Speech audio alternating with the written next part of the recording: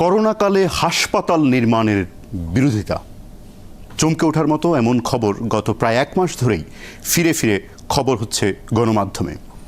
কে না জানে বাংলাদেশের স্বাস্থ্যসেবায় আরও হাসপাতাল, চিকিৎসক, নার্স, স্বাস্থ্যকর্মী জরুরি। তবু চট্টগ্রামের সিআরবি, যা ঐতিহাসিক ও প্রত্নতাত্ত্বিক এবং পরিবেশগত দিক বিবেচনায় নিলেও ভীষণ গুরুত্বপূর্ণ, সেখানে রেলওয়ের ৬ একর জমিতে পাবলিক প্রাইভেট পার্টনারশিপে গড়ে উঠছে হাসপাতাল। এই প্রকল্পের বিরোধিতায় ক্ষোভ বিক্ষোভ চলছে নগরে।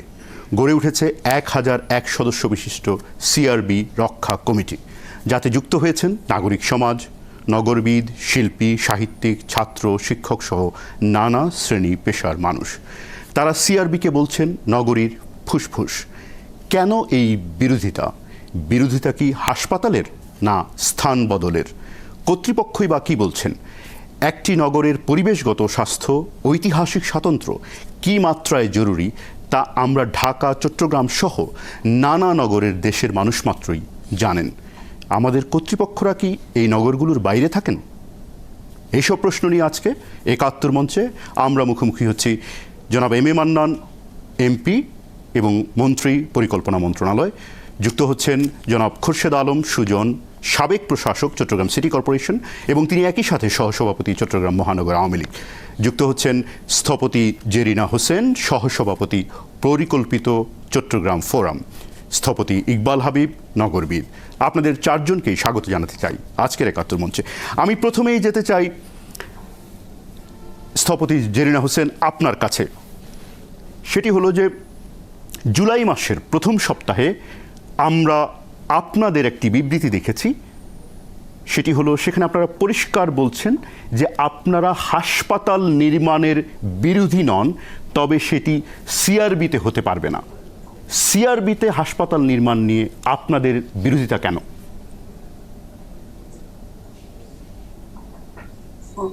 অনেক ধন্যবাদ। প্রথমেই আমি একটু খালি সিআরবি না, আমি পুরো প্রক্রিয়াটার একটু আলোকপাত করব। আমাদের চট্টগ্রাম যে কোনো নগর কিংবা বসতিতে একটা তো পরিকল্পনা মতো না এগুলে, তাহলে তো উন্নয়ন, এটা আমরা যে উন্নয়ন প্রকৃত অর্থে আমরা উন্নয়ন যেটা বলি, সেটা তো পরিবেশ, ঐতিহ্য,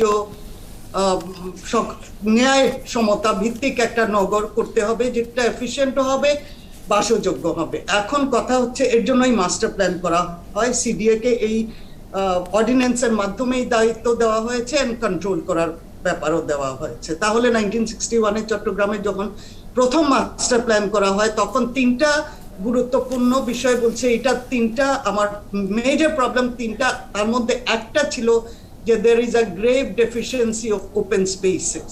তাহলে একটা নগরে তো এইটাও বলা হয়েছে যে open space is not a luxury, it's an essential human requirement।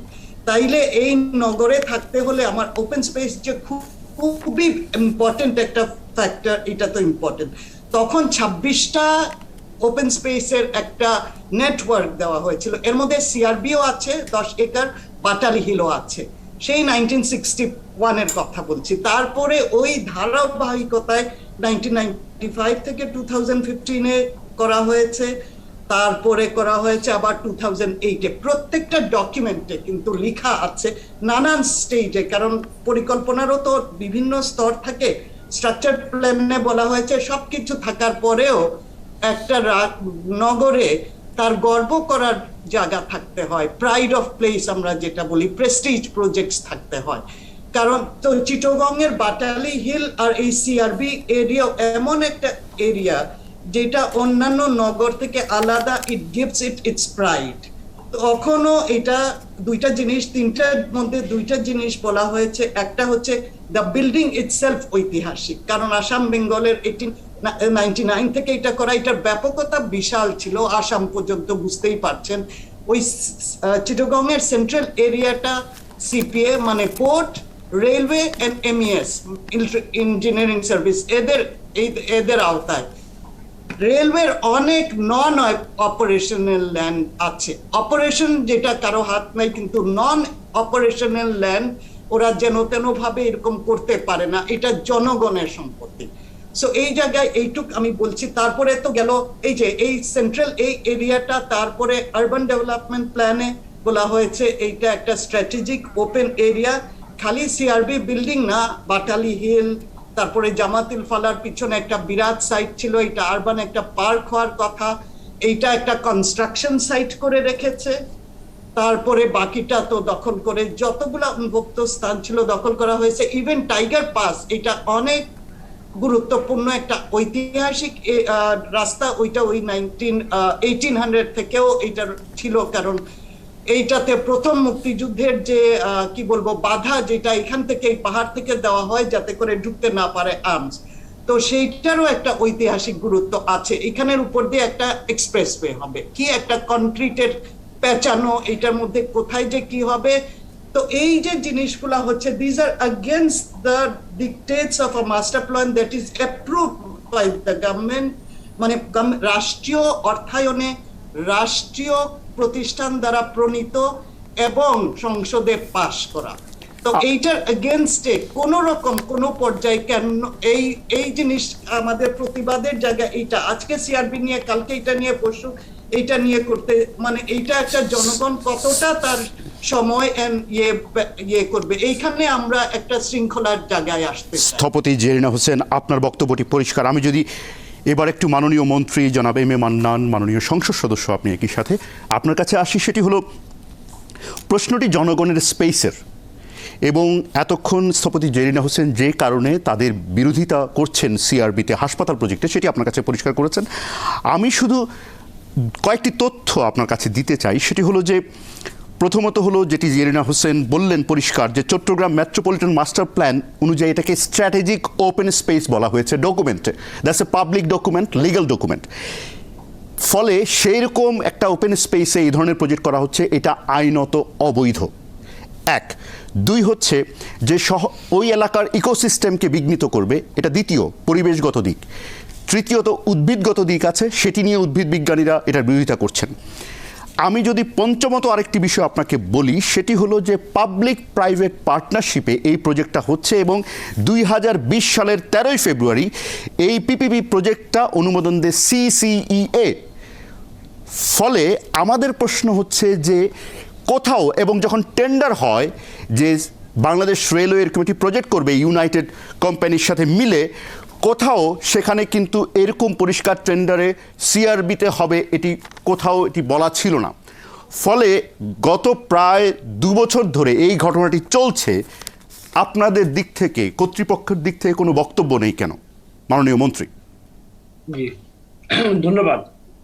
প্রথমেই আমি মিস জেরিনা হোসেনকে তার অত্যন্ত পরিষ্কার একটা বক্তব্য তুলে ধরেছেন এবং ব্যাকগ্রাউন্ডও বলেছেন, খুবই জরুরি জানার। 61 সনের আইন সম্বন্ধে বলেছেন তিনি। এখানে 26টি open space network, very interesting, উল্লেখ করা আছে। আমার এগুলো জানা ছিল না, তার বক্তব্যে জানলাম। এবং তিনি আরো বিশেষ বিশেষ কিছু বিষয় নিয়ে এসেছেন, মাস্টার প্ল্যানের কথা, সিডি এর বিষয় নিয়ে এসেছেন। এবং সবচেয়ে বড় কথা, যে কথা তিনি বলেছেন, আমি এখন তার কথা পিক আপ করলাম, এ সম্পর্কিত তার জানা মতে আইনও রয়েছে। আইন তো সংসদে পাশ ছাড়া তো আইন হবে না, আইনও রয়েছে। সুতরাং তার কথা আমি অবশ্যই, তিনি সম্মানিত মানুষ, তার কথা আমি বিশ্বাস করি। মনে হচ্ছে তার কথা শুনে যে এই বিষয়টা যথাযথ গভীরভাবে দেখা হচ্ছে না। এই হলো একদিক আইনি দিক। দ্বিতীয়ত, যেটা আমি একজন এই দেশের নাগরিক, বয়োজ্যেষ্ঠ নাগরিক, তো অবশ্যই এখন চট্টগ্রামে আমার একটা আবেগও আছে। আমি কাজ করেছি কিছুদিন, বছর দুয়েক, সে বেশ 35-37 ইয়ার্স আগে এই নাম জায়গাগুলো আমি পরিচিত। আবার এট দ্য সেম টাইম আমার একটা বৈপরীত্য আছে। এখানে আমি সরকারে কাজ করি, সরকারের সিদ্ধান্ত আমি এর অংশীদার। পিপিপি একটা জাতীয় সিদ্ধান্ত আমাদের। আপনারা সম্মানিত নাগরিক বৃন্দ, স্থপতি বৃন্দ যারাই হন, আপনারা সবাই জানেন যে আমরা এখন একটা উন্নয়নের জোয়ারে বা হাইওয়েতে আমরা আছি। হাইওয়েতে স্পিড বেশি হাই হয়, আর নানা কারণে অনেক সময় হয়তো এখানে সেখানে কিছু মারিয়ে যাওয়া হয়। আই ডোন্ট নো, আমি এই জায়গার কথা বলছি না। তো সেই সুবাদে সেইটাও আমাদের প্রয়োজন, আমাদের আরো উন্নয়ন প্রয়োজন। মিস হুসেনের একটা কথা তিনি বললেন যে টাইগার পাস এবং মাঠ একটা যে গর্বের জায়গা, তিনি বলে সব শহরেই মাঠ থাকে। পল্টন ময়দান কেনা চিনে বাংলাদেশে কোনো বাঙালি, অথবা গড়ের মাঠ, অথবা চট্টগ্রামে তাহলে তো বোধহয় একটা বিকল্প মাঠ আমাদের আছে বোধহয়, লাল দিঘি। ঐতিহাসিক ভাবে আমি যে বাইতে বললাম, ঐতিহাসিক ভাবে যদি ছিন্ন করতে হয় একটি জায়গাকে শহরের ফুসফুস বা পাবলিক ফুসফুস হিসাবে, আমি বৈজ্ঞানিক ফুসফুস বলছি না, তো লাল দিকেও আসতে পারবে। হাওয়ার আমি ডাইভার্ট করার চেষ্টা করছি না, ভেরি ইম্পর্টেন্ট ইস্যু, এটা দেখা উচিত। দুর্ভাগ্য হলো কি আমার সিসিইএ ওর সদস্য আমিও, cabinet committee on economic affairs, এবং সেখানে সবসময় আমি মাঝে মাঝে মিস করি, নানা কারণে কাজে থাকি। এই মিটিংটা মিস করেছি, আমার মনে আসছে না যে আমি এটা ছিলাম। থাকলেও হয়তো কতটুকু ইতর বিষয় বলতে পারছি না, কারণ এইটা একটা জাতীয় সিদ্ধান্ত। মাননীয় মন্ত্রী আপনি যদি সরাসরি বলেন, আমরা এটা পরিষ্কার জানি যে অর্থনৈতিক বিষয় সংক্রান্ত মন্ত্রিসভার কমিটিতে একটি নীতিগত সিদ্ধান্ত হয়েছে এ বিষয়ে। বাংলাদেশ রেলওয়ে তারা কিভাবে এই জায়গাটি বরাদ্দ করলো, অর্থাৎ নীতিগত সিদ্ধান্তের পর ইউনাইটেড কোম্পানির সাথে, সেখানে যে ইউনাইটেড চট্টগ্রাম হাসপাতাল হবে তাদের সাথে যে পার্টনারশিপে গেল, পার্টনারশিপে গিয়ে তারা যে এই প্রকল্পটি চালু করার সিদ্ধান্ত নিল, সেটা এই জায়গায় কেন? এই পুরো প্রক্রিয়াটি আপনারা কি বিবেচনায় নিচ্ছেন? এই জায়গায় কেন? আইনগতভাবে এই জমির মালিক বাংলাদেশ রেল, জি, সুতরাং এখানে তার হক আছে চুক্তি করার, কিন্তু আমাদের হক আছে, নাগরিকদের হক আছে, সিডি এর হক আছে। সুজন সাহেব এখানে আছেন, এই তিনি ওখানে ছিলেন, আমাদের সকলের হক আছে বিষয়টা তুলে ধরার। এটা একটা গণতান্ত্রিক সমাজ, সরকার যে সবসময় একদম অমোঘ সত্য কাজটা করে তা হতে নয়, মাঝে মাঝে সরকারের এখানে সেখানে স্লিপ হতে পারে, ইচ্ছাকৃত নয়। সুতরাং সেটা মনে হয় আপনি যে বিষয়গুলা জোরালো তুলে ধরলেন, মিস্টার হুসেনও তুলে ধরলেন, there is room for reconsideration, এইটাই বলবো এজ এ নাগরিক। এবং এইটা আমাদের এই যে পুনর্বিবেচনার যে সুযোগটি আছে, মাননীয় মন্ত্রী, পুনর্বিবেচনার যে সুযোগটি আছে, আমরা গত এক সপ্তাহ ধরে মাননীয় রেলমন্ত্রী, রেল মন্ত্রণালয়ের সচিব, রেলের ডিজি, আমরা প্রত্যেককে যোগাযোগ করার চেষ্টা করেছি, কিন্তু এই বিষয়ে কথা বলার জন্য তাদেরকে এখনও গণমাধ্যমে আমরা উপস্থিত করতে পারিনি। এই বিষয়ে কেউ কথা বলছেন না, কিন্তু চট্টগ্রামের যিনি জিএম মহাব্যবস্থাপক পূর্ব রেলওয়ের, তিনি জাহাঙ্গীর হোসেন, তিনি বলছেন ওই এলাকায় হবে। তাহলে প্রশ্নটি হচ্ছে, একজন আঞ্চলিক কর্মকর্তা ওই এলাকায় হবে এটি সুনির্দিষ্ট করছেন, কিন্তু কেন্দ্রীয়ভাবে কোনো গুরুত্বপূর্ণ দায়িত্বশীল কথা বলছেন না, তাহলে বিষয়টি কি আসলে জনগণের মতামতকে গুরুত্ব দেওয়া হচ্ছে মাননীয় মন্ত্রী? না, অবশ্যই জনগণের মতামত গুরুত্ব দিতে হবে, সেটা একাডেমিক জিনিস। বাস্তবে যেভাবে প্রশাসন চলে আমাদেরকে এইটা, আমি দয়া করে আপনি যদি আমার কথাটা শুনেন, বাস্তব ভিত্তিক আমরা জিএম হোক বা আমি হই বা যিনি, উই আর দায়িত্বপ্রাপ্ত। সুতরাং জমি রেলের সরকারের সিদ্ধান্ত আছে পিপিপি করবে, এখানে সিআরপিতে করবে, এরকম সিদ্ধান্ত সরকারের নয়। PPP as a subject government অনুমোদন করেছে যে আমরা বাংলাদেশের উন্নয়নের প্রয়োজনে আমরা পিপিপি করব। এটা একটা ব্রড একটা আইন আমরা তৈরি করেছি। এক্স্যাক্টলি মাননীয় মন্ত্রী, এটাই বিষয় যে জি এটাই বিষয় মাননীয় মন্ত্রী, আপনি যেটি বললেন যে সরকারের সিদ্ধান্ত এটি নয় যেটা সিআরবিতে হবে, কিন্তু এটা সরকারের নীতিগত সিদ্ধান্ত যে পাবলিক প্রাইভেট পার্টনারশিপ একটি হাসপাতাল হবে। আসছি আপনার কাছে আবারও, আমি যদি একটু এই সুযোগটা নেই যে জনাব খুরশেদ আলম সুজন, আপনি নিজে চট্টগ্রামের একটা কিছু সময় ধরে প্রশাসকের দায়িত্বে ছিলেন চট্টগ্রাম সিটি কর্পোরেশনের, এবং আপনি যে সময়টা দায়িত্ব ছিলেন, আমি যদি বলে থাকি যে 5 অগাস্ট 2020 থেকে 6 ফেব্রুয়ারি 2021 পর্যন্ত আপনি প্রশাসকের দায়িত্বে ছিলেন, এবং আমরা দেখতে পাচ্ছি যে 18ই মার্চ ইউনাইটেড এন্টারপ্রাইজ বাংলাদেশ রেলওয়ের সাথে চুক্তি করে। তার মানে হলো আপনার দায়িত্ব ছাড়ার কিছু পরপরই এই চুক্তিটি হয়, এবং এটি চলতে চলতে কাজ এখন গতকাল সম্ভবত সয়েল টেস্ট শুরু হয়েছে হাসপাতাল করার। আপনি তার বিরোধিতা করছেন, আপনি গত পরশুদিন ঘরে ঘরে আলোর মিছিলের ডাক দিয়েছেন, এবং 1001 সদস্য বিশিষ্ট কমিটি হয়েছে। আপনি চট্টগ্রাম মহানগর আওয়ামী লীগের সহসভাপতি ডক্টর অনুপম সেন, তিনি নিজে আওয়ামী লীগের উপদেষ্টা মণ্ডলীর সদস্য, তিনি 1001 সদস্য বিশিষ্ট যারা সিআরবি রক্ষা করার কমিটি করেছে তার আহ্বায়ক, অথচ সেখানে চট্টগ্রাম মহানগর আওয়ামী লীগের সাধারণ সম্পাদক বলছেন যে তিনি বলছেন যে তিনি দল এবং সরকারের সিদ্ধান্তের বাইরে যাবেন না এবং তিনি মনে করেন দল ও সরকারের সিদ্ধান্ত হচ্ছে সিআরবিতে হাসপাতাল হবে। আপনি আওয়ামী লীগের বর্ষিয়ান নেতা হয়ে তাহলে তার বিরোধিতা করছেন কেন? ধন্যবাদ।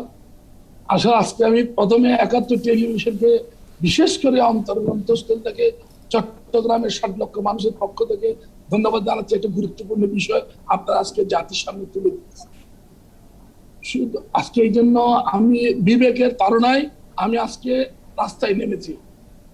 আপনি দেখেছেন আমি যখন ওরা এটা ঘোষণা দিচ্ছিল আমি দেশের বাইরে ছিলাম, আমি সেখান থেকে এটা প্রতিবাদ করেছি এবং আমি জাগরণ যাত্রা নামে একটা প্রোগ্রাম করলাম শুধুমাত্র ফেসবুকে দিয়ে। আমি ওখানে গেছিলাম, মনে করছিলাম যে 20-50 জন 100 জন লোকের বেশি না হয়, কিন্তু দেখলাম যে শত শত লোক। আমি আমার পেছনে দেখে আমি নিজে ভয় পেয়ে গেছি যে এত লোক কি করে এখানে আসলো। তো মানুষের কালকে একদিনের নোটিশ দিলাম যে আমি একটা ঘরে, যেহেতু লকডাউন চলতেছে আমরা সিএমপি এলাকায় যাব না, কি করা যায়? তখন আমি একটা বললাম ঘরে ঘরে প্রতিবাদী আলোর মিছিল করার জন্য একদিন পুরনো 10 দিনের একটা নোটিশ দিলাম।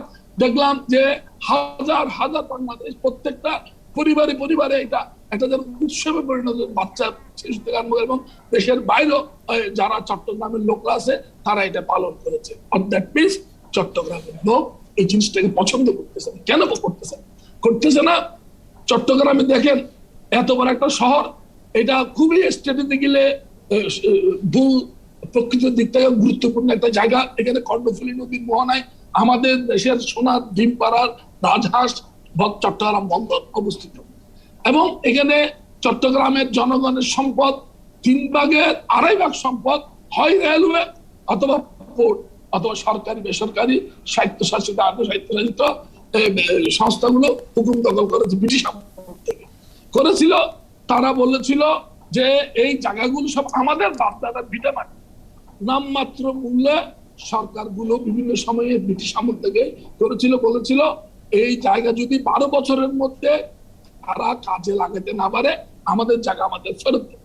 মান্নান সাহেব, আমি শ্রদ্ধেয় ব্যক্তি, আমি বাংলাদেশ মন্ত্রিসভায় যে কয়েকজন লোকের বেশি পছন্দ করে তার মধ্যে উনি আমার অন্যতম, কেননা উনি চিটাগাংয়ের ডিসি ছিলেন এবং ওনার অনেক সহযোগিতা আমরা পেয়েছি। যে আপনার আজকে তিনি যে বললেন যে এটা রেলের সম্পত্তি, এটা রেলের সম্পত্তি নয়, এটা this is the acquired land, হুকুম দখলকৃত জায়গা।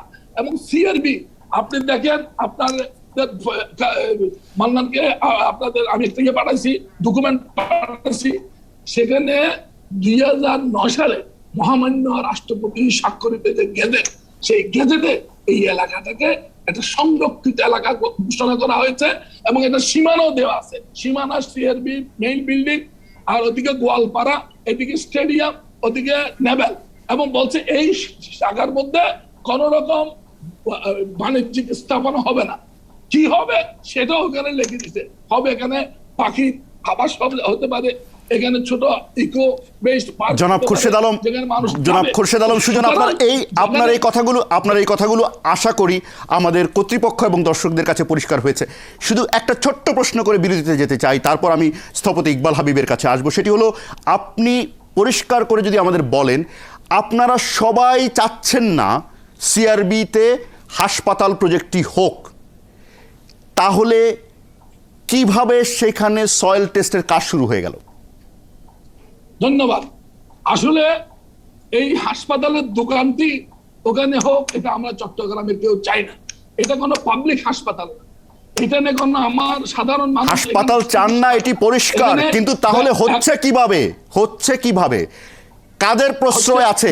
ওরা বলতেছে, ওরা সয়েল টেস্ট বলে নাই, ওরা বলতেছে ওখানে লোকজনের জন্য নলকূপ বসাচ্ছে, এখানে পানির অভাব।